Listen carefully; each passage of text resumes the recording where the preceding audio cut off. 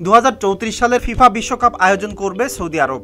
একমাত্র প্রার্থী হিসেবে ফুটবলের সর্বোচ্চ প্রতিযোগিতার 25তম আসরের স্বাগতিক হওয়ার দৌড়ে ছিল তারা।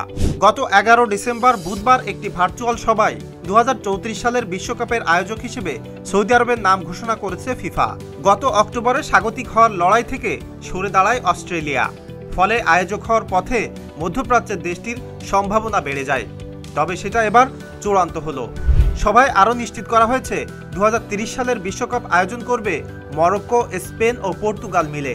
এছাড়া বিশ্বকাপের শতবর্ষ উপলক্ষে একটি করে ম্যাচ হবে আর্জেন্টিনা, উরুগুয়ে ও প্যারাগুয়েতে।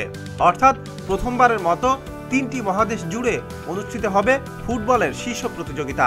মধ্যপ্রাচ্যের দ্বিতীয় দেশ হিসেবে সৌদি আরবে অনুষ্ঠিত হবে বিশ্বকাপ।